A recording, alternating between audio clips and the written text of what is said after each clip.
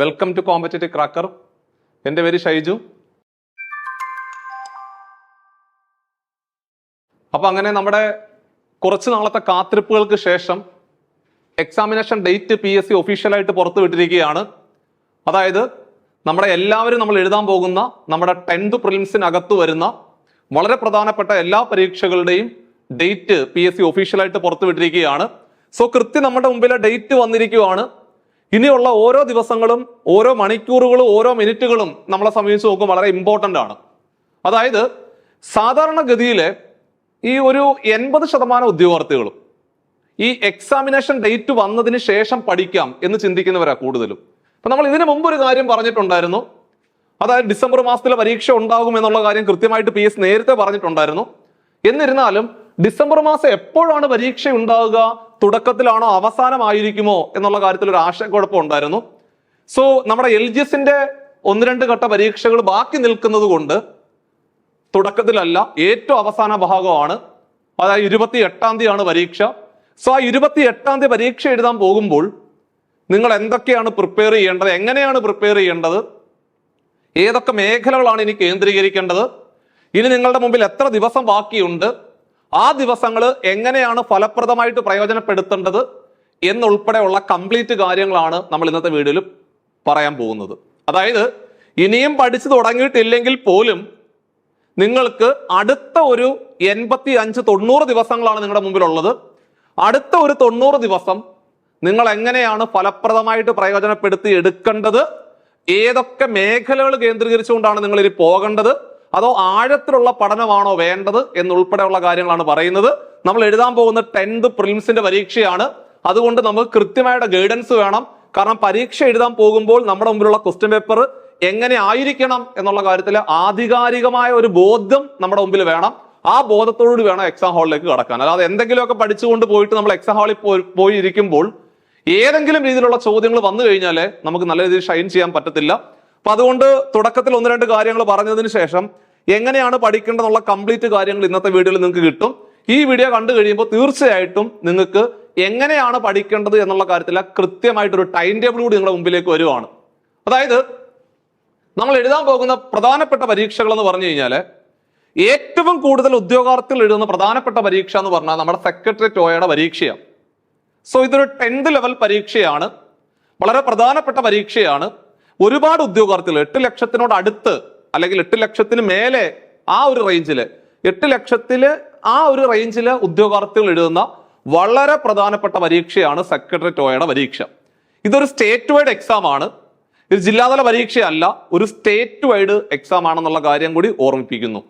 മറ്റുള്ള പ്രധാനപ്പെട്ട പരീക്ഷ എന്ന് പറഞ്ഞാൽ നമ്മുടെ ലാബ് അസിസ്റ്റന്റ് എന്ന് പറഞ്ഞ പരീക്ഷയാണ്. കാറ്റഗറി നമ്പർ 447/2023 ആണ്. നോട്ടിഫിക്കേഷൻ വന്ന സമയത്ത് ഇതിന് വേക്കൻസികൾ കുറവാണെങ്കിൽ പോലും സാധാരണഗതിയിലെ അത് ആന്റിസിപ്പേറ്റഡ് വേക്കൻസിയാണ്. പിന്നീട് അങ്ങോട്ട് പോകുമ്പോൾ നല്ല രീതിയിലെ വേക്കൻസി നമുക്ക് കിട്ടും. അപ്പൊ അതുകൊണ്ട് അതൊരു ജില്ലാതല പരീക്ഷയാണ്. 20,000-നകത്ത് ഉദ്യോഗാർത്ഥികളാണ് ഓരോ ജില്ലയിലെ പരീക്ഷ എഴുതുന്നുള്ള കാര്യം നമ്മളൊക്കെ അറിഞ്ഞു. കൺഫർമേഷൻ കൊടുക്കാനുള്ള സമയമാകുമ്പോഴത്തേക്ക് കുറച്ചുകൂടെ ക്ലാരിറ്റി ഉണ്ടാവും. സോ നിങ്ങൾ വെയിറ്റ് ചെയ്യുക. അടുത്തത് വളരെ പ്രധാനപ്പെട്ട 2 പരീക്ഷകൾ സ്റ്റോർ കീപ്പർ ആണ്. അത് 134/2023 259/2023 ആണ്. 2 ഡിപ്പാർട്ട്മെന്റിലേക്കുള്ള 2 തസ്തികകളാണ്. ഇതും നിങ്ങളിൽ ചിലർ അത് അപ്ലൈ ചെയ്തിട്ടുണ്ടാവും എന്നാണ് പ്രതീക്ഷിക്കുന്നത്. അങ്ങനെ ഉള്ളവർക്ക് അത് ഹോൾ ടിക്കറ്റ് വരുമ്പോൾ നിങ്ങൾക്ക് കാണാൻ സാധിക്കും. ഇനി ഏറ്റവും അവസാനം ഒരു പരീക്ഷ അസിസ്റ്റന്റ് ടൈം കീപ്പർ എന്ന് പറയുന്ന പരീക്ഷയാണ്. 259/2023 എന്ന് പറയുന്ന ഒരു ജില്ലാതല പരീക്ഷയാണ്. ഇത് രണ്ടും സ്റ്റേറ്റ് വൈഡ് പരീക്ഷകളാണ്. ഇതെല്ലാം ഇത്രയും പരീക്ഷകളാണ് നമ്മുടെ മുമ്പിൽ വരുന്നത്. അതിലെ ഏറ്റവും പ്രധാനപ്പെട്ട പരീക്ഷ എന്ന് പറഞ്ഞാൽ സെക്രട്ടേറിയറ്റ് OAയുടെ പരീക്ഷയാണ്. അത് കഴിഞ്ഞാൽ പിന്നെ നമ്മുടെ ലാബ് അസിസ്റ്റന്റ് എന്ന് പറയുന്ന പരീക്ഷയാണ്. ഈ 2 പരീക്ഷകളിലാണ് ഏറ്റവും കൂടുതൽ ഉദ്യോഗാർത്ഥികൾ പരീക്ഷ എഴുതുന്നത്. സോ അവരെ സമീപിച്ചുകൊണ്ട് നമ്മൾ ഇനി എന്തൊക്കെയാണ് പഠിക്കേണ്ടത് എന്നുൾപ്പെടെയുള്ള കാര്യങ്ങളാണ് പറയാൻ പോകുന്നത്. ആദ്യം പരീക്ഷ 2 ഘട്ടമാണ്. നിങ്ങൾ ഡിസംബർ 28-ാം തീയതി എഴുതാൻ പോകുന്ന പരീക്ഷ എന്ന് പറഞ്ഞു കഴിഞ്ഞാൽ ഒരു 10th പ്രിലിംസിന്റെ പരീക്ഷയാണ്. അതായത് നമ്മളിപ്പോ സെക്രട്ടേറിയറ്റ് OAയുടെ പരീക്ഷ എഴുതാൻ പോവുകയാണെങ്കിലും അതേപോലെ തന്നെ നമ്മുടെ ലാബ് അസിസ്റ്റന്റ് പരീക്ഷ എഴുതാൻ പോവുകയാണെങ്കിലും ആദ്യമായിട്ട് നിങ്ങൾ ഫേസ് ചെയ്യുന്നത് ഈ പറഞ്ഞ ഡിസംബർ 28 നിങ്ങൾ എഴുതാൻ പോകുന്ന നമ്മുടെ 10th പ്രിലിംസിന്റെ പരീക്ഷ. അതിലെ ഭേദപ്പെട്ട മാർക്ക് നിങ്ങൾ സ്കോർ ചെയ്യുമ്പോൾ നിങ്ങൾ ഷോർട്ട് ലിസ്റ്റിനകത്തേക്ക് ഉൾപ്പെടുന്നു. ആ ഷോർട്ട് ലിസ്റ്റിന്റെ അടിസ്ഥാനത്തിലായിരിക്കും ഒരു 3-4 മാസം കൂടി കഴിയുമ്പോൾ നമ്മുടെ മെയിൻസിന്റെ പരീക്ഷ നമ്മുടെ മുമ്പിലേക്ക് വരുന്നത്. സോ ഈ ഒരു കാര്യം നമ്മുടെ മുമ്പിൽ ഉണ്ടാകണം. അതിനുശേഷമാണ് മെയിൻസിന്റെ പരീക്ഷ. ഓക്കെ, മെയിൻസിന്റെ പരീക്ഷയെ കുറിച്ച് നമ്മൾ ഡീറ്റെയിൽഡ് ആയിട്ട് പിന്നീട് പറയാം. കാരണം നമ്മുടെ മുമ്പിൽ ആദ്യത്തെ പരീക്ഷ എന്ന് പറഞ്ഞാൽ 10th പ്രിലിംസിന്റെ പരീക്ഷയാണ്. ഈ പരീക്ഷയാണല്ലോ ആദ്യം നമ്മൾ ക്ലിയർ ചെയ്യേണ്ടത്. അതുകൊണ്ട് അടുത്ത 90 ദിവസം തീർച്ചയായിട്ടും നിങ്ങൾ പ്രയോജനപ്പെടുത്തേണ്ടത് 10th പ്രിലിംസിന്റെ സിലബസ് വളരെ ഭംഗിയായിട്ട് പൂർത്തീകരിക്കുക, വീണ്ടും വീണ്ടും റിവൈസ് ചെയ്യുക എന്നുള്ളത് തന്നെ ആയിരിക്കണം. അതിനുശേഷം മാത്രം നമ്മൾ മെയിൻസിന്റെ കാര്യത്തിലേക്ക് നോക്കിയാൽ മതി. അത് കുറച്ച് മാറ്റങ്ങൾ മാത്രമേ ഉള്ളൂ. LD സിലബസ് ആണ്, അതെല്ലാം നമ്മൾ ഡീറ്റെയിൽഡ് ആയിട്ട് പിന്നീട് പറയാം. ഇനി പരീക്ഷ ഡിസംബർ 28 ശനിയാഴ്ച ദിവസമാണ് എന്നുള്ള കാര്യം നമുക്ക് എല്ലാവർക്കും അറിയാവുന്നതാണ്. എക്സാമിനേഷൻ ഡേറ്റ് വന്നു, എല്ലാവരും പഠിച്ചുകൊണ്ടിരിക്കുകയാണ്. ഇനി അതിനകത്ത് കൂടുതൽ കാര്യങ്ങൾ സംസാരിക്കേണ്ട ആവശ്യമില്ല. മെയിൻസിന്റെ പരീക്ഷ നമ്മൾ പ്രതീക്ഷിക്കുന്നത് മാർച്ച് മുതലുള്ള കാലയളവാണ് നമ്മൾ പ്രതീക്ഷിക്കുന്നത്. സോ അതിന് നമുക്ക് സമയമുണ്ട്, ഒന്നും പേടിക്കാനില്ല. എങ്ങനെ പോയാലും ഒരു 3 മാസം ഏറ്റവും കുറഞ്ഞത് നമ്മുടെ മുമ്പിൽ കിട്ടും. അപ്പൊ നമുക്ക് മെയിൻസിന്റെ കാര്യം തൽക്കാലത്തേക്ക് മാറ്റിവെക്കാം. പ്രിലിംസിന്റെ കാര്യം മാത്രം ഫോക്കസ് ചെയ്യുക. അടുത്ത 90 ദിവസം നന്നായിട്ട് പ്രിപ്പയർ ചെയ്തുകൊണ്ട് മുമ്പോട്ട് പോകണം. ഇവിടെ സിലബസ് എങ്ങനെയാണെന്ന് ചോദിച്ചു കഴിഞ്ഞാൽ നമ്മളിപ്പോൾ കുറെ ആളുകൾ നമ്മുടെ LDCയുടെ പരീക്ഷ എഴുതിയ ഉദ്യോഗാർത്ഥികളുണ്ട്, അതേപോലെ LGSന്റെ പരീക്ഷ എഴുതിയ ഉദ്യോഗാർത്ഥികളുണ്ട്. സോ പരീക്ഷയ്ക്ക് നിങ്ങൾക്ക് നന്നായിട്ട് പെർഫോം ചെയ്യാൻ പറ്റിയിട്ടുണ്ടാവത്തില്ലായിരിക്കാം ചിലപ്പോൾ ഒരു പക്ഷേ. എന്നിരുന്നാലും നിങ്ങൾ വിഷമിക്കേണ്ട ആവശ്യമില്ല. നിങ്ങൾ അവിടെ എന്താണോ പഠിച്ചത് അതൊന്നും കൂടെ ഒന്ന് പൊടി തട്ടി എടുക്കുവാണെങ്കിൽ ഈ പരീക്ഷ നിങ്ങൾക്ക് ക്രാക്ക് ചെയ്യാൻ സാധിക്കും. സോ എല്ലാ പരീക്ഷകളും ഒരേ വിഭാഗം ആൾക്കാർക്ക് വേണ്ടി മാത്രമായിട്ട് കേന്ദ്രീകരിച്ചുകൊണ്ടുള്ളതല്ല. ചിലപ്പോൾ LDC പരീക്ഷ എഴുതി മാറിയ ഒരു ഉദ്യോഗാർത്ഥിക്ക് ഏകദേശം 75-നും 80-നും ഇടയിൽ മാർക്കുള്ള ഒരു ഉദ്യോഗാർത്ഥി ആയിരിക്കാം. അവൻ അതിൽ സാറ്റിസ്ഫൈഡ് ആയിരിക്കും. സ്വാഭാവികമായിട്ടും അവൻ സെക്രട്ടറിയേറ്റ് OA കൂടി എഴുതുന്നുണ്ടാവും. ചിലപ്പോൾ നല്ല രീതിയിൽ പെർഫോം ചെയ്യാൻ പറ്റിയെന്ന് വരത്തില്ല. അപ്പൊ അതുകൊണ്ട് നമ്മൾ ആ പരീക്ഷയ്ക്ക് നമ്മൾ മോശമായി പോയി എന്ന് പറഞ്ഞുകൊണ്ട് അടുത്ത പരീക്ഷയെ നമ്മൾ എഴുതുന്ന സമയത്ത് കൂടുതൽ ആത്മവിശ്വാസത്തോടെ നിങ്ങൾ മുമ്പോട്ട് പോവുക എന്നുള്ളതാണ് അവിടെ ചെയ്യേണ്ടത്. അല്ലാതെ അവിടെ നമ്മൾ പരാജയപ്പെട്ടു, ഇനി അങ്ങോട്ട് പരാജയമാണെന്ന് വിചാരിച്ചു കഴിഞ്ഞാൽ ഒരിക്കലും വിജയിക്കാൻ സാധിക്കത്തില്ല. ഒരുപാട് പരാജയപ്പെട്ട ആളുകൾ മാത്രമേ വിജയത്തിലേക്ക് എത്തിയിട്ടുള്ളൂ. സോ അതുകൊണ്ട് പരാജയങ്ങളെല്ലാം നമ്മുടെ വരാൻ പോകുന്ന വിജയത്തിന്റെ ചവിട്ടുപടികളാണ് എന്നുള്ള ആ ഒരു ആത്മവിശ്വാസം വേണം. ചിലപ്പോൾ ഒരു പക്ഷേ നിങ്ങൾ കഴിഞ്ഞ വർഷം എഴുതിയ എല്ലാ പരീക്ഷകളിലും പരാജയപ്പെട്ടു, അതിന് മുമ്പ് എഴുതിയ പരീക്ഷകളിൽ പരാജയപ്പെട്ടവരായിരിക്കാം. സോ അങ്ങനെ കഴിഞ്ഞ ഒരു 3-4 വർഷങ്ങളായിട്ട് നിങ്ങൾ പ്രിപ്പയർ ചെയ്തുകൊണ്ടിരിക്കുന്ന ഉദ്യോഗാർത്ഥികളായിരിക്കാം. പക്ഷേ നമ്മളുടെ പ്രിപ്പറേഷൻ കറക്റ്റ് ട്രാക്കിൽ അല്ലാത്തത് കൊണ്ടാണ് നമ്മൾ 3 വർഷമൊക്കെ അതിന്റെ പുറമിന് പോയത്. സോ പരീക്ഷ കൃത്യമായിട്ട് കറക്റ്റ് ട്രാക്കിൽ പഠിച്ച ഉദ്യോഗാർത്ഥിക്ക് 1 വർഷം മുതൽ അല്ലെങ്കിൽ 1.5 വർഷത്തിനുള്ളിൽ പരീക്ഷ ക്രാക്ക് ചെയ്യാൻ സാധിക്കേണ്ടതാണ്. അപ്പൊ നിങ്ങൾ 2 വർഷം 3 വർഷമായിട്ട് ഒരു പരീക്ഷയുടെ പുറമിന് നിങ്ങൾ പോകുന്നുണ്ടെങ്കിൽ നിങ്ങൾ റൈറ്റ് ട്രാക്കിലല്ല. നിങ്ങൾ പഠിക്കുന്നുണ്ട്, പക്ഷേ കറക്റ്റായിട്ടുള്ള സാധനങ്ങളല്ല പഠിക്കുന്നത് എന്ന് നമ്മുടെ മുമ്പിൽ ഒരു ബോധം വേണം. അതുകൊണ്ടാണ് നമ്മൾ ഡിലേ വരുന്നത്. ഇവിടെ 10th പ്രിലിംസിന്റെ സിലബസ് മാത്രം നിങ്ങൾ ഫോക്കസ് ചെയ്യുക. അടുത്ത 90 ദിവസം നന്നായിട്ട് പ്രിപ്പയർ ചെയ്യുക. വേറൊന്നും ആലോചിക്കേണ്ട ആവശ്യം, നെഗറ്റീവ് അടിക്കുകയും ചെയ്യരുത്. 90 ദിവസം നിങ്ങളുടെ മുമ്പിലുണ്ട്. ഇവിടെ ഈ കണ്ടോ, ഇതിലെ ഒന്നാമത്തെ ടോപ്പിക് എന്ന് പറഞ്ഞു കഴിഞ്ഞാൽ ഓരോ ടോപ്പിക്കുകളിൽ നിങ്ങൾ നോക്കി പോകണം. ഇത് മാത്രം പഠിച്ചാൽ മതി. ഇതാണ് നമ്മുടെ 10th പ്രിലിംസിന്റെ സിലബസ്. സിലബസിനോട് നീതി പുലർത്തിക്കൊണ്ട്, സിലബസിനോട് കേന്ദ്രീകരിച്ചുകൊണ്ട് വേണം നമ്മൾ മുമ്പോട്ട് പോകാൻ. കാരണം സിലബസ് എല്ലാ തവണയും 10th പ്രിലിംസിന്റെ പരീക്ഷകൾ നടത്തുമ്പോൾ സിലബസിനോട് അങ്ങേയറ്റം നീതി പുലർത്തിക്കൊണ്ടാണ് ക്വസ്റ്റ്യൻ പേപ്പർ വരുന്നത് എന്നുള്ള കാര്യം കൂടെ ഓർമ്മയിൽ ഉണ്ടാവണം. ഇവിടെ നമ്മുടെ കണ്ടോ, ഈ ഒന്നാമത്തെ ടോപ്പിക് എന്ന് പറഞ്ഞാൽ ഓരോ ടോപ്പിക്കും 10 മാർക്കിന്റെ ചോദ്യങ്ങൾ. അങ്ങനെയാണ് 10 × 10 100 മാർക്ക് വരുന്നത്. ശാസ്ത്ര സാങ്കേതിക മേഖല, കലാ സാംസ്കാരിക മേഖല എന്ന് പറഞ്ഞുകൊണ്ട് അവസാനിപ്പിച്ചുകൊണ്ട് കേരളത്തിലെ സമകാലീന സംഭവങ്ങൾ, കറണ്ട് അഫയേഴ്സ് ഉൾപ്പെടെ ആ ഒരു ഒന്നാമത്തെ ഭാഗത്തു നിന്നുള്ള മാർക്കിന്റെ എണ്ണം 10 ക്വസ്റ്റ്യൻ 10 മാർക്ക്. ചെറിയ ടോപ്പിക് ആയിരിക്കാം, പക്ഷെ 10 മാർക്കിന്റെ ചോദ്യമാണ് അവിടുന്ന് വരുന്നത്. അതേപോലെ ഇന്ത്യയുടെ ഭൂമിശാസ്ത്രമായ സവിശേഷത, അതായത് ഇന്ത്യൻ ജോഗ്രഫി എന്ന് പറയുന്ന ഭാഗത്തു നിന്നും, അതേപോലെ ഊർജ്ജ മേഖലയിലെ, അതേപോലെ ഗതാഗത വാർത്താ വിനിമയ ഭാഗങ്ങൾ, ഇതൊക്കെ നമ്മൾ സ്ഥിരമായിട്ട് PSCക്ക് പഠിക്കുന്ന ഉദ്യോഗാർത്ഥികളാണ്. നമ്മളിത് സ്ഥിരമായിട്ട് നോക്കുന്ന പോർഷനാണ്. അതേപോലെ പ്രധാനപ്പെട്ട വ്യവസായങ്ങൾ, ഇവയൊക്കെ സംബന്ധിച്ചുള്ള പ്രാഥമിക അറിവ് മാത്രമാണ്. ബേസിക് ആയിട്ട് അല്ലാതെ നമ്മൾ ഈ ഒരു സ്റ്റേറ്റ്മെന്റ് രൂപത്തിലുള്ള ചോദ്യങ്ങൾ, ചേരുമ്പടി അങ്ങനെയുള്ള ചോദ്യങ്ങളൊന്നും പരീക്ഷയ്ക്ക് ചോദിക്കത്തില്ല. ആ ഒരു ബോധം നമ്മുടെ മുമ്പിൽ വേണം. സോ അടിസ്ഥാന അറിവ് മാത്രമാണ് പ്രിലിംസിന്റെ പരീക്ഷയാണെന്നുള്ള കാര്യം കൂടെ ഓർമ്മയിൽ ഉണ്ടാവണം. അടിസ്ഥാന അറിവാണ് നമ്മൾ പ്രതീക്ഷിക്കുന്നത്. ഇത് ഇന്ത്യൻ ജോഗ്രഫി എന്ന് പറയുന്ന ഭാഗത്തെ ഏറ്റവും പ്രധാനപ്പെട്ട ടോപ്പിക്കുകളാണ്. 10 മാർക്കിന്റെ ചോദ്യമാണ്. 10 ക്വസ്റ്റ്യൻ ഉണ്ടാവും പരീക്ഷയ്ക്ക്. എല്ലാം 1 വേർഡ് ക്വസ്റ്റ്യൻസ് ആയിരിക്കും. അത് പ്രത്യേകം ശ്രദ്ധിക്കണം. അടുത്തത് ഇന്ത്യൻ സ്വാതന്ത്ര്യവുമായി ബന്ധപ്പെട്ട രാഷ്ട്രീയം, സാമൂഹികം, അതേപോലെ സാംസ്കാരികവുമായി ബന്ധപ്പെട്ട മുന്നേറ്റങ്ങളൊക്കെയാണ്. അതായത് ഹിസ്റ്ററി പോർഷൻ ആണ്. ഹിസ്റ്ററി പോർഷൻ ഇന്ത്യൻ സ്വാതന്ത്ര്യ സമരത്തിന് ശേഷമുള്ളതാണ്, 1947 ശേഷമുള്ളതാണ്. സോ ആ ഒരു ഭാഗം മാത്രം കേന്ദ്രീകരിച്ചുകൊണ്ടാണ് നിങ്ങൾ മുമ്പോട്ട് പോകേണ്ടത്. 10 മാർക്കിന്റെ ചോദ്യങ്ങളാണ് അവിടുന്ന് പരീക്ഷയ്ക്ക് ചോദിക്കുന്നത്. അതിനുശേഷം ഒരു പ്രത്യേക പോർഷനാണ് ദേശീയ ഗീതം, ദേശീയ ഗാനം തുടങ്ങിയ അടിസ്ഥാന വിവരങ്ങള്, അതേപോലെ മനുഷ്യാവകാശ കമ്മീഷന്, വിവിധ കമ്മീഷനുകളെ കുറിച്ചൊക്കെയുള്ള ഭാഗങ്ങളാണ്. നമ്മുടെ ഇന്ത്യൻ കോൺസ്റ്റിറ്റ്യൂഷന്റെ ഭാഗമായിട്ട് വരുന്ന ചെറിയൊരു ടോപ്പിക്കാണ്. അവിടുന്ന് ഉണ്ട് 10 മാർക്ക്. അപ്പൊ നമ്മൾ പഠിക്കുന്ന സമയത്ത് ഏറ്റവും കൂടുതൽ ചോദ്യങ്ങൾ ചോദിക്കും എന്നുള്ള ഉറപ്പുള്ള മേഖലകൾ കേന്ദ്രീകരിച്ചുകൊണ്ട് പോകണം മുമ്പോട്ട് പോകാൻ. അല്ലാതെ ഒരു റാങ്ക് ഫയൽ തുറന്നു വെച്ചിട്ട് 1ാമത്തെ പേജ് മുതൽ 1075ാമത്തെ പേജ് വരെ തുടർച്ചയായിട്ട് വായിച്ചുകൊണ്ടിരിക്കുക എന്നുള്ളതല്ല നമ്മൾ ചെയ്യേണ്ടത്. ചിലപ്പോൾ ഒരു പക്ഷെ നമ്മൾ അതായിരിക്കും ചെയ്യുന്നത്. ഈ സിലബസിന്റെ ഒരു ഹാർഡ് കോപ്പി എടുത്ത് മുമ്പിൽ വെച്ചുകൊണ്ട് ആ സിലബസിനോട് കേന്ദ്രീകരിച്ചുകൊണ്ട് നിങ്ങൾ ടൈം ടേബിൾ അറേഞ്ച് ചെയ്തുകൊണ്ട് പഠിക്കുകയാണെന്നുണ്ടെങ്കിൽ തീർച്ചയായിട്ടും കട്ട് ഓഫ് ക്ലിയർ ചെയ്യാൻ സാധിക്കും. കട്ട് ഓഫ് ക്ലിയർ ചെയ്താൽ മാത്രം മതി. അല്ല 90 മാർക്ക് 100 മാർക്ക് അടിക്കേണ്ട ആവശ്യമില്ല. എത്രയാണോ കട്ട് ഓഫ് വരുന്നത് ആ കട്ട് ഓഫ് ക്ലിയർ ചെയ്ത് കഴിഞ്ഞാല് നിങ്ങൾ എല്ലാവരും ആ മെയിൻ പരീക്ഷയ്ക്ക് ക്വാളിഫൈഡ് ആയി.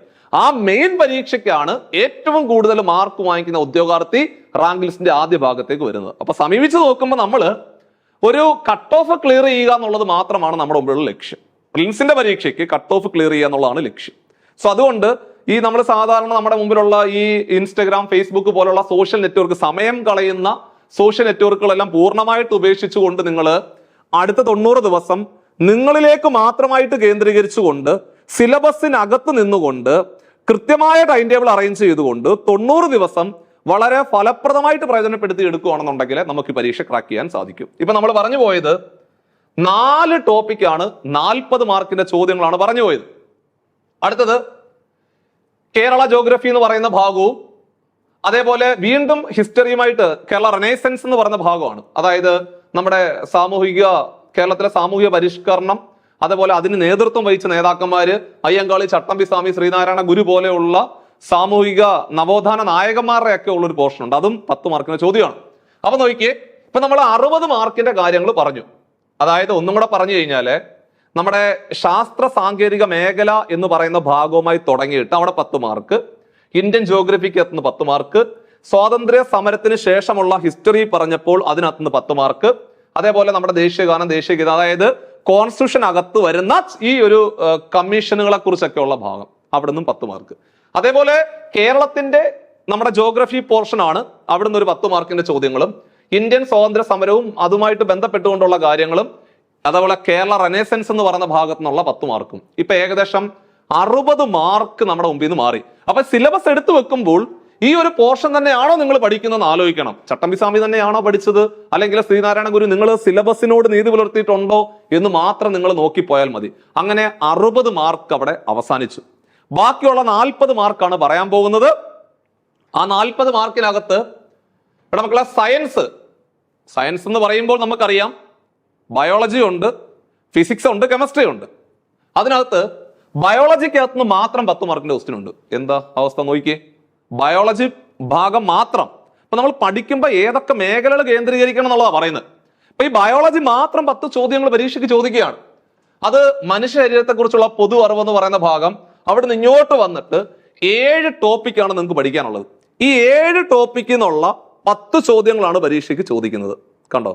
അപ്പൊ ഇതൊക്കെ കൃത്യമായിട്ട് നിങ്ങൾ ഇങ്ങനെ നോക്കണം. ഇപ്പൊ ഇന്ന് നമ്മൾ ജീവകങ്ങളും അതായത് വൈറ്റമിൻസും അതുമായിട്ട് ബന്ധപ്പെട്ട കാര്യങ്ങളാണെങ്കിൽ വൈറ്റമിൻസ് എന്ന് പറയുന്ന ഭാഗത്ത് നിന്ന് ഒരു ചോദ്യം ഉറപ്പായിട്ടും ചോദിക്കുമല്ലോ. അപ്പൊ അതുകൊണ്ട് പഠിക്കുമ്പോൾ സിലബസിനോട് കൃത്യമായിട്ട് നീതി പുലർത്തി വേണം, സിലബസ് നോക്കിയിട്ട് ടൈം ടേബിൾ അറേഞ്ച് ചെയ്തുകൊണ്ട് വേണം പഠിക്കാൻ. അത് പ്രത്യേകം ശ്രദ്ധിക്കണം. അപ്പോൾ നമ്മൾ പറഞ്ഞ് അവസാനിപ്പിച്ചത് ബയോളജി എന്ന് പറയുന്ന ഭാഗത്ത് നിന്ന് 10 ചോദ്യം ഉണ്ടാവും. ഓരോ ചോദ്യത്തിനും 1 മാർക്ക്, 10 ചോദ്യങ്ങൾ 10 മാർക്ക്. അതേപോലെ ബാക്കിയുള്ള കെമിസ്ട്രിയും ഫിസിക്സും കൂടെ ചേർത്തിട്ട് 10 മാർക്കിന്റെ ചോദ്യമുണ്ട്. അതിൽ കണ്ടോ, ആറ്റത്തിന്റെ ഘടന, അത് നമ്മുടെ കെമിസ്ട്രി പോർഷൻ ആണ്. അയിരുകള്, ധാതുക്കള്, അതെല്ലാം കെമിസ്ട്രി ഭാഗമാണ്. അവസാനം വരുമ്പോൾ താപം, ഊഷ്മാവ് ഒക്കെ ഫിസിക്സുമായിട്ട് ബന്ധപ്പെട്ടതാണ്. ശബ്ദം, പ്രകാശം എല്ലാം ഫിസിക്സുമായിട്ട് ബന്ധപ്പെട്ടതാണ്. അപ്പൊ ചുരുക്കി പറഞ്ഞാല് ഈ 12 ടോപ്പിക്കാണ് നമുക്ക് ഫിസിക്സും കെമിസ്ട്രിയും കൂടെ ചേർത്ത് വരുന്നത്. അപ്പോൾ ബയോളജി മാത്രം 10 മാർക്കും ഫിസിക്സും കെമിസ്ട്രിയോടെ ചേർത്ത് 10 മാർക്ക്, അങ്ങനെ 20 മാർക്കായി. ഇപ്പൊ എത്ര മാർക്കായി? മൊത്തം 60, 20, 80 മാർക്കിന്റെ പോർഷൻ അവിടെ അവസാനിച്ചു. ബാക്കിയുള്ള 20 മാർക്കിനകത്ത് 10 മാർക്കിന്റെ ചോദ്യങ്ങൾ എന്ന് പറഞ്ഞു കഴിഞ്ഞാൽ നമ്മുടെ ബേസിക് ആയിട്ടുള്ള മാത്സ്, വളരെ ഡീപ്പായിട്ടുള്ളത് പിന്നീടാണ് പഠിക്കുന്നത്. ഇപ്പൊ നമ്മൾ പഠിക്കുന്നത് സംഖ്യകളും അടിസ്ഥാന ക്രിയകളും, ലസാഗു, ഉസാഗ, ഭിന്നസംഖ്യ, ദശാംശ സംഖ്യ, വർഗം, വർഗമൂലം, ശരാശരി. ഇത് വളരെ ബേസിക് ആയിട്ട് സാധാരണ ഒരു PSC പഠിച്ചു തുടങ്ങുന്ന ഒരു ഉദ്യോഗാർത്ഥി ആദ്യമായിട്ട് പഠിക്കുന്ന മാത്സിന്റെ അടിസ്ഥാന ടോപ്പിക്കുകൾ മാത്രം. ഏകദേശം 8 ടോപ്പിക്കാണ് അവിടെ പറയുന്നത്. ഈ 8 ടോപ്പിക്ക് എന്നുള്ള 10 ചോദ്യങ്ങൾ. അപ്പൊ ഇവിടെ പലിശയൊന്നും ഇല്ല, വളരെ പ്രധാനപ്പെട്ട പലിശയില്ല, ടൈം ആൻഡ് വർക്ക് എന്ന് പറഞ്ഞ ചാപ്റ്റർ ഇല്ല. അതേപോലെ തന്നെ നമുക്ക് ഏറ്റവും കൂടുതൽ ബുദ്ധിമുട്ടുള്ള നമ്മുടെ ജോമെട്രി ഭാഗങ്ങളെല്ലാം പൂർണ്ണമായിട്ട് ഒഴിവാക്കിക്കൊണ്ടുള്ള 8 ടോപ്പിക്ക് മാത്രമേ പരീക്ഷയ്ക്ക് ചോദിക്കത്തുള്ളൂ എന്നുള്ള കാര്യം കൂടെ ഓർമ്മയിലുണ്ടാവണം. ഇത് മാത്സിന്റെ കാര്യമാണ്, 10 ചോദ്യം ഉണ്ടാവും. അതേപോലെ തന്നെ മെന്റൽ എബിലിറ്റി പോർഷനകത്തുനിന്ന് ഒരു 10 ചോദ്യം ഉണ്ടാവും. അങ്ങനെ ചുരുക്കി പറഞ്ഞാല് മാത്സ് മെന്റൽ എബിലിറ്റിയും കൂടെ 20 മാർക്കാണ്. ഇതിനകത്ത് ക്ലോക്കും കലണ്ടറും ഒന്നും ഇല്ലടാ മക്കളെ. ബോർഡ് മാസിന്റെ ചോദ്യം ഉണ്ടാവും, വയസ്സുണ്ട്, അതുപോലെ റാങ്കിങ് ഉണ്ട്. അതായത് രാജു ഇടത് നിന്ന് 8ാമതാണ്, വലത് നിന്ന് 7ാമത്, അങ്ങനെയൊക്കെയുള്ള ചോദ്യങ്ങളാണ് സ്ഥാന നിർണയ പരിശോധന എന്ന് പറയുന്ന ഭാഗം. ഇതെല്ലാം കൃത്യമായിട്ട് നമ്മൾ പഠിപ്പിച്ചിട്ടായിരിക്കും വിടുന്നത്. ഇപ്പൊ ചുരുക്കി പറഞ്ഞാല് അങ്ങനെയാണ് നമ്മുടെ 100 മാർക്കിന്റെ പരീക്ഷ. അതായത് GK ഭാഗത്തു നിന്ന് 80 മാർക്കിന്റെ ചോദ്യങ്ങളും സയൻസ് ഉൾപ്പെടെയാണ്. പിന്നെയുള്ള 20 മാർക്ക് മാത്സിനകത്തുനിന്നുമാണ്. അങ്ങനെ 80, 20, 100 മാർക്കിന്റെ പരീക്ഷയ്ക്ക് വേണ്ടിയിട്ടാണ് നിങ്ങൾ പ്രിയപ്പെട്ടവര് പ്രത്യേകം എക്സാമിന് വേണ്ടി തയ്യാറെടുക്കും പ്രത്യേകം ശ്രദ്ധിക്കേണ്ടത്. ഈ 100 മാർക്കിന്റെ പരീക്ഷ വളരെ ഭംഗിയായിട്ട് നമ്മൾ എങ്ങനെ എഴുതുന്നോ അതാണ് നമ്മുടെ വിജയം എന്ന് പറഞ്ഞു കഴിഞ്ഞാൽ. സോ കട്ട് ഓഫ് ക്ലിയർ ചെയ്യുക എന്നുള്ളത് തന്നെയാണ് നമ്മുടെ ലക്ഷ്യം. സോ അതിനു വേണ്ടിയിട്ടാണ് നമ്മൾ പ്രിപ്പയർ ചെയ്യേണ്ടത്. അപ്പൊ അതുകൊണ്ട് അടുത്ത 90 ദിവസം എങ്ങനെയാണ് പഠിക്കേണ്ടത്, അതാണല്ലോ നമ്മുടെ മുന്നിലുള്ള ടാസ്ക്. നമുക്ക് സിലബസ് അല്ല, നമ്മുടെ സിലബസ് ഇപ്പൊ തന്നെ നിങ്ങൾ തീർച്ചയായിട്ടും നിങ്ങൾ ഇത് പറയുമ്പോൾ തന്നെ സിലബസിന്റെ ഹാർഡ് കോപ്പി എടുത്ത് കയ്യിൽ വെച്ചിട്ടുണ്ടോ? ഫോണല്ല വേണ്ടത്, ഹാർഡ് കോപ്പി കയ്യിൽ വേണം. പ്രിന്റഡില് നിങ്ങളുടെ കയ്യിൽ വെക്കണം. നിങ്ങൾ ഓരോ ദിവസം പഠിക്കുന്നത് താഴെ അണ്ടർലൈൻ ചെയ്ത് പോകണം. ഓക്കെ, ഇനി അടുത്ത 90 ദിവസം എങ്ങനെയാണ് ഫലപ്രദമായിട്ട് പ്രയോജനപ്പെടുത്തി എടുക്കേണ്ടത്, എന്തൊക്കെ പഠിക്കണം, ഓരോ ദിവസങ്ങൾ എങ്ങനെയാണ് പഠിക്കേണ്ടത്, ഓരോ ദിവസങ്ങൾ. അതായത് 1ാമത്തെ ദിവസം ഇന്ന് നമ്മൾ പഠിക്കാൻ തുടങ്ങി കഴിഞ്ഞാല്, ഇന്ന് 25-ാം തീയതി ആണെങ്കിൽ ഇന്ന് 25-ാം തീയതി നമ്മൾ ഇന്ന് മുതൽ പഠിക്കാൻ തുടങ്ങുവാണെങ്കിൽ, ഇന്ന് നമ്മൾ 5 മണിക്കൂറാണ് പഠിക്കാൻ ഉദ്ദേശിക്കുന്നതെങ്കിൽ അതെങ്ങനെയാണ് പഠിക്കേണ്ടത്, ആ 5 മണിക്കൂർ സമയം എങ്ങനെയാണ് പ്രയോജനപ്പെടുത്തുന്നത്. അതായത് ചുമ്മാ എടുത്ത് ബുക്ക് എടുത്ത് വെച്ച് വായിച്ച് ഞാൻ അടുത്ത സെക്രട്ടറി ഓയുടെ പരീക്ഷ എഴുതുന്നുണ്ട് അതുകൊണ്ട് കയ്യിൽ കിട്ടിയ റാങ്ക് ഫയൽ എടുത്ത് വായിച്ചുകൊണ്ടിരുന്ന് കഴിഞ്ഞാൽ കാര്യമില്ല. എന്തായാലും 90 ദിവസം ഉണ്ട്, 1ാമത്തെ പേജ് വായിച്ചു, 5ാമത്തെ പേജ്, ഇതൊന്നും ഒരു പ്രൊഫഷണൽ ടച്ചപ്പേ അല്ല. നിങ്ങൾ ഒരുപക്ഷെ പഠിക്കുന്നുണ്ടാവും, പക്ഷെ നിങ്ങളുടെ റിസൾട്ടിലേക്ക് നിങ്ങളെ എത്തിക്കാത്തതിന്റെ പ്രധാന റീസൺ എന്ന് പറഞ്ഞു കഴിഞ്ഞാൽ സിസ്റ്റമാറ്റിക് ആയിട്ടുള്ള ഒരു പഠനമല്ല. ടൈം ടേബിൾ അറേഞ്ച് ചെയ്തുകൊണ്ട് പഠിച്ചെങ്കിൽ മാത്രമേ കൃത്യമായിട്ട് നമുക്ക് മൂവ് ചെയ്തുകൊണ്ട് മുമ്പോട്ട് പോകാൻ പറ്റത്തുള്ളൂ. ടൈം ടേബിൾ അറേഞ്ച് ചെയ്ത് പഠിക്കാതെ ഇരിക്കുമ്പോൾ ഉള്ള പ്രത്യേകത എന്ന് പറഞ്ഞു കഴിഞ്ഞാൽ, അപ്പുറത്തെ വീട്ടിൽ കല്യാണം ഉണ്ടല്ലെങ്കിൽ അവിടെ പാലുകാച്ച ഉണ്ടെങ്കിൽ നമ്മൾ അതിനകത്തെല്ലാം കയറിപ്പോവും. കാരണം നമുക്ക് വേറെ പണിയൊന്നും ഇല്ല, അവിടെ പോയി എന്തെങ്കിലും കഴിച്ചിട്ട് വന്ന് ഇവിടെ വന്നിരുന്ന് പഠിച്ചാൽ മതി എന്നുള്ള ഒരു ചിന്ത വരും. കാരണം നമുക്ക് വേറെ ഡ്യൂട്ടി ഇല്ല. പക്ഷേ കൃത്യമായ ടൈം ടേബിൾ ഉണ്ടെങ്കിൽ, അതായത് വൈകുന്നേരം ഞാൻ 6 മണിക്ക് ഇരിക്കാം എന്ന് ഞാൻ ഒരാഴ്ച മുമ്പ് ടൈം ടേബിൾ അറേഞ്ച് ചെയ്ത് വെച്ചിട്ടുള്ള ഒരു വ്യക്തിയാണെങ്കിൽ 6 മണി മുതൽ 7 മണി വരെ പഠിക്കേണ്ട കാര്യം എന്റെ മുമ്പിലുണ്ട്, 7 മണി മുതൽ 8 മണി വരെ പഠിക്കേണ്ട കാര്യം എന്റെ മുമ്പിലുണ്ട്, 8 to 9 പഠിക്കേണ്ട കാര്യമുണ്ട്. അപ്പൊ സ്വാഭാവികമായിട്ട് നമ്മൾ വിചാരിക്കും ഇന്നൊരു സിനിമയ്ക്ക് പോകാന്ന് വിചാരിച്ച ആ സിനിമ സ്വാഭാവികമായിട്ട് നമ്മൾ കട്ട് ചെയ്യും. കാരണം എന്താ, നമ്മുടെ മുമ്പിലുള്ള വലിയൊരു ടാസ്ക് ഉണ്ട്, ആ ടാസ്ക് കംപ്ലീറ്റ് ചെയ്യുക എന്നുള്ളത്. അപ്പൊ നമ്മൾ വിചാരിക്കുക എന്നാൽ നമുക്ക് പരീക്ഷ കഴിഞ്ഞിട്ട് സിനിമയ്ക്ക് പോകാം എന്ന് വിചാരിക്കും. അങ്ങനെയാണ് നമ്മൾ ഇനിയുള്ള 90 ദിവസത്തേക്ക് എല്ലാവിധ പരിപാടികളും മാറ്റി വെച്ചുകൊണ്ട് നിങ്ങൾ ആ 90 ദിവസം പഠനത്തിന് വേണ്ടി പ്രയോജനപ്പെടുത്തുകയാണെന്നുണ്ടെങ്കിൽ അടുത്ത ഒരു 10, 30, 35 വർഷം നിങ്ങൾ എങ്ങനെയാണോ ജീവിക്കുന്നത്, ഒരു സർവീസിൽ നല്ലൊരു എംപ്ലോയി ആയിട്ട് ഇരുന്നു കൊണ്ട് പെൻഷനൊക്കെ വാങ്ങിച്ചുകൊണ്ട് നിങ്ങൾക്ക് മുമ്പോട്ട് പോകാൻ പറ്റും. ഒരു സാമ്പത്തിക സ്വാതന്ത്ര്യം, അതേപോലെ തന്നെ സാമൂഹികപരമായിട്ടുള്ള നമുക്കൊരു വിലയൊക്കെ നേടിയെടുക്കാൻ സാധിക്കും. അതുകൊണ്ട് അടുത്ത 90 ദിവസം നിങ്ങൾ എങ്ങനെയാണ് കൃത്യമായിട്ട് ഓരോ മൂവ്മെന്റ് എങ്ങനെയാണ് നടത്തേണ്ടത്, നിങ്ങളെ സഹായിക്കുവാൻ വേണ്ടിയിട്ടും നിങ്ങൾ എങ്ങനെയാണ് പഠിക്കേണ്ടത് എന്നുൾപ്പെടെയുള്ള കംപ്ലീറ്റ് കാര്യങ്ങളും ഓരോ ദിവസവും ടൈം ടേബിൾ അറേഞ്ച് ചെയ്തുകൊണ്ട് നമ്മളിവിടെ കൃത്യമായിട്ട് പുതിയൊരു ബാച്ച് ഓപ്പൺ ചെയ്യുവാണ്. സോ ഈ ഒരു ബാച്ചിന്റെ പ്രത്യേകത എന്ന് പറഞ്ഞു കഴിഞ്ഞാൽ, നമ്മൾ ഒരു ദിവസം 1ാമത്തെ ദിവസം എന്താണ് പഠിക്കേണ്ടത്, 2ാമത്തെ ദിവസം എന്താണ് പഠിക്കേണ്ടത്, അത് കഴിയുമ്പോൾ നിങ്ങൾ എന്താണ് ചെയ്യേണ്ടത്, 3ാമത്തെ ദിവസത്തിലേക്ക് കടക്കുമ്പോൾ എന്താണ് ചെയ്യേണ്ടത് എന്നുൾപ്പെടെയുള്ള കംപ്ലീറ്റ് കാര്യങ്ങൾ നമ്മൾ പറഞ്ഞു തരും. ഒരു കൃത്യമായിട്ടൊരു മെന്റർ നിങ്ങളുടെ കൂടെ ഉണ്ടാവും. ആ മെന്ററിന്റെ സഹായത്തോടുകൂടി ആയിരിക്കും നിങ്ങൾ ഓരോ ദിവസങ്ങളും, ഓരോ മിനിറ്റുകളും, ഓരോ മണിക്കൂറുകളും നിങ്ങൾ മുമ്പോട്ട് കൊണ്ടുവന്നത്. അതുകൊണ്ട് നമുക്ക് മറ്റാരെയും പേടിക്കേണ്ട. കാരണം മെന്റർ നമ്മുടെ മുമ്പിൽ കൃത്യമായിട്ടുണ്ട്. ഇന്നത് പഠിക്കുക, കംപ്ലീറ്റ് കാര്യങ്ങളും പറഞ്ഞു തരും. സോ ഈ ഒരു ബാച്ച് നിങ്ങൾക്ക് തുടക്കക്കാർക്കും അതേപോലെ തന്നെ റിവിഷൻ നടത്തുന്നവർക്കും ഒരുപാട് പ്രയോജനപ്പെടുന്ന ബാച്ചാണ്. എങ്ങനെയാണ് പോകുന്നതെന്നൊന്ന് ജസ്റ്റ് ഒന്ന് പറഞ്ഞു തരാം. ഇവിടെ മക്കളെ, നമ്മൾ 1ാമത്തെ ദിവസത്തിലേക്ക് കടക്കുക. ഒന്നാമത്തെ ദിവസം പഠിക്കാൻ പോകുന്നത് നമ്മളിപ്പോൾ കൃത്യമായി ടൈം ടേബിൾ വേണം. അപ്പോൾ ഒന്നാമത്തെ ദിവസത്തേക്ക് നമ്മൾ കടക്കുമ്പോൾ ഇതിനകത്തിടെയെല്ലാം പരീക്ഷകളൊക്കെ കൃത്യമായിട്ട് വരുന്നുണ്ട്. ഇപ്പൊ ഇതൊരു ഏകദേശ ടൈം ടേബിൾ ആണ്. അടുത്ത 90 ദിവസത്തേക്ക് നമ്മൾ ഇവിടെ തയ്യാറാക്കിയ നമ്മുടെ കുട്ടികൾക്ക് ഈ ഒരു ബാച്ചിലേക്ക് വരുന്ന ഉദ്യോഗാർത്ഥികൾക്ക് വേണ്ടിയിട്ട് നമ്മൾ എടുക്കുന്ന ടൈം ടേബിൾ ആണ്. ഒന്നാമത്തെ ദിവസം കണ്ടോ, വലിയ ടോപ്പിക്കുകൾ നിങ്ങളുടെ മുമ്പിലേക്ക് വരുന്നില്ല. പക്ഷേ ഈ 90 ദിവസം കഴിയുമ്പോൾ സിലബസ് വളരെ ഭംഗിയായിട്ട് പൂർത്തിയാവുകയാണ്. ഒന്നാമത്തെ ദിവസം നമ്മൾ GK ബംഗാൾ വിഭജനം, സ്വദേശി പ്രസ്ഥാനം മാത്രമേ പഠിക്കുന്നുള്ളൂ, വേറൊന്നും നമ്മൾ പഠിക്കുന്നില്ല. ചെറിയ ടോപ്പിക് ആണല്ലോ. അതേ ദിവസം തന്നെ സയൻസിനകത്തെ മനുഷ്യശരീരത്തെ കുറിച്ചുള്ള പൊതു അറിവ് എന്ന് പറയുന്ന ഭാഗം 3 പാർട്ടായിട്ടാണ് വരുന്നത്. ആ 3 പാർട്ട് വീഡിയോ നിങ്ങൾ കണ്ടുകൊണ്ട് പഠിക്കുക. സോ ആ ഒരു ഭാഗം അവിടെ അവസാനിച്ചു. വേറെ നമ്മൾ ഒന്നും പഠിക്കുന്നില്ല. കണ്ടോ? അപ്പൊ ചെറിയൊരു ടോപ്പിക്ക് മാത്രമേ നമ്മുടെ മുമ്പിലുള്ളൂ. കണ്ടോ, 2 ടോപ്പിക്ക് അവിടെ തീർന്നു. വളരെ പ്രധാനപ്പെട്ട 2 ടോപ്പിക്ക്, 2 മാർക്ക് നിങ്ങളുടെ മുമ്പിലെ മിനിമം കിട്ടുന്ന രീതിയിലേക്ക് നമ്മൾ സെറ്റായി. തൊട്ടടുത്ത ദിവസം രണ്ടാമത്തെ ദിവസത്തേക്ക് വരുമ്പോൾ നമ്മൾ നേരെ മാത്സ് മെന്റൽ എബിലിറ്റിയിലേക്ക് കടന്നു. സംഖ്യകളും അടിസ്ഥാന ക്രിയകളും എന്ന് പറയുന്ന ഭാഗത്തിനകത്തെ ബോട്ട് മാസ് എന്ന് പറയുന്ന ചാപ്റ്റർ എന്തായാലും ഒരു ചോദ്യം ചോദിക്കും, ഒന്നിലധികം ചോദ്യങ്ങൾ ചോദിച്ചെങ്കിലേ ഉള്ളൂ. ആ ഒരു ഭാഗം നമ്മൾ അവിടെ ക്ലിയർ ചെയ്യുന്നു. അതേപോലെ GK-ക്കകത്ത് സ്വാതന്ത്ര്യ സമര സേനാനികൾ എന്ന് പറയുന്ന ഹിസ്റ്ററി പോർഷൻ, നമ്മുടെ സിലബസിനകത്ത് കിടക്കുന്ന ഏറ്റവും പ്രധാനപ്പെട്ട പോർഷൻ കൂടി നമ്മൾ അവിടെ കൊണ്ട് പഠിച്ച് രണ്ടാമത്തെ ദിവസം തീർന്നിരിക്കുക. മൂന്നാമത്തെ ദിവസത്തേക്ക് വരുമ്പോൾ സയൻസിനകത്തെ നമ്മുടെ വൈറ്റമിൻസ് എന്ന് പറയുന്ന ഭാഗം 4 പാർട്ടായിട്ട് കിടക്കുന്ന വീഡിയോസ് ആണ്. അതേപോലെ അതേ ദിവസം തന്നെ മാത്സ്, നമ്മൾ ഇനി മുമ്പോട്ട് പോകുമ്പോൾ കുറച്ചും കൂടെ നമ്മുടെ മുമ്പിലേക്ക് പോർഷൻ ഇങ്ങനെ കൂടിക്കൊണ്ടിരിക്കും. കാരണം 90 ദിവസം കൊണ്ട് നമുക്ക് ടൈം ടേബിൾ അറേഞ്ച് ചെയ്ത് തീർക്കേണ്ടതാണ്. മൂന്നാമത്തെ ദിവസം നമ്മൾ മാത്സ് ആൻഡ് മെന്റൽ എബിലിറ്റിക്കകത്ത് വീണ്ടും കടന്നുപോയി ബോട്ട് മാസ് ആണ് കഴിഞ്ഞ ദിവസം പഠിച്ചത്. ഇന്ന് നമ്മൾ പഠിക്കാൻ പോകുന്നത് LCM ആൻഡ് HCF എന്ന് പറയുന്ന ചാപ്റ്ററും പിന്നെ ഒരു മെന്റൽ എബിലിറ്റി പോർഷനകത്തെ ശ്രേണികൾ, അതായത് ഏറ്റവും അവസാനം ചോദിച്ചു മാറിയ ശ്രേണികൾ, അതും നമ്മൾ അന്നത്തെ ദിവസം പഠിച്ച് അവസാനിപ്പിച്ചു. തൊട്ടടുത്ത ദിവസം അതേ ദിവസം തന്നെ കറണ്ട് അഫേഴ്സ്, അതായത് റീസെന്റ് ആയിട്ട് നടന്നുപോയ കുറച്ച് കറണ്ട് അഫേഴ്സ് കൂടി നമ്മൾ ആ ഒരു ദിവസം തന്നെ സെറ്റ് ചെയ്യുന്നുണ്ട്.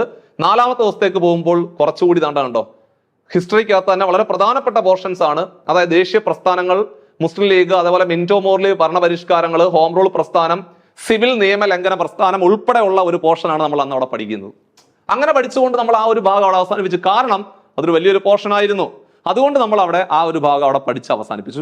അതായത് കുറച്ചേറെ കാര്യങ്ങൾ പഠിക്കാനുള്ളത് കൊണ്ടാണ് ആ ഒരു ഭാഗം മാത്രം നിങ്ങൾക്ക് വിട്ടു തന്നത്.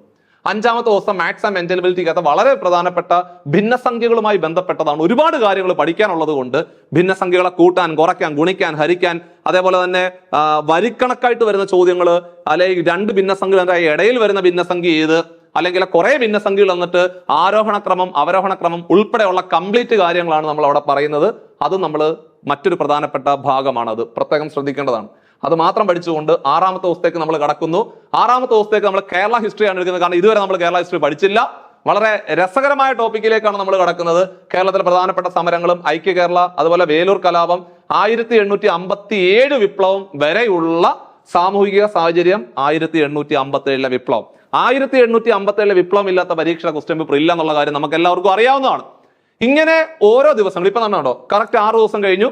6 ദിവസം കഴിഞ്ഞ 7ാമത്തെ ദിവസം നമ്മൾ ഇതുവരെ എന്താണോ പഠിച്ചത് ഒരു മെഗാ റിവിഷനിലേക്ക് നമ്മൾ പോകും. അങ്ങനെ മെഗാ റിവിഷൻ കഴിയുമ്പോൾ ആ ഒരാഴ്ച അവിടെ കംപ്ലീറ്റ് സെറ്റ് ആയിരിക്കുകയാണ്. പിന്നെ അടുത്ത 7 ദിവസം എങ്ങനെയാണെന്നുള്ള കാര്യം അടുത്ത ടൈം ടേബിൾ അറേഞ്ച് ചെയ്തുകൊണ്ട് നമ്മൾ 90 ദിവസത്തെ ടൈം ടേബിൾ പക്കയായിട്ട് സെറ്റ് ചെയ്ത് വെച്ചിരിക്കുകയാണ്. ഇങ്ങനെയാണ് നമ്മൾ ഓരോ ദിവസം മുമ്പോട്ട് പോകുന്നത്. സോ അതുകൊണ്ട് അടുത്ത 90 ദിവസം എങ്ങനെ കൃത്യമായിട്ട് യൂട്ടിലൈസ് ചെയ്യണം എന്നുള്ള കാര്യത്തിലെ കംപ്ലീറ്റ് കാര്യങ്ങൾ നിങ്ങൾക്ക് ഒരു അറിവ് കിട്ടിയിരിക്കുകയാണ്. സോ നമുക്ക് ഒരുമിച്ച് പഠിക്കാം. ഒന്നാമതെത്താം.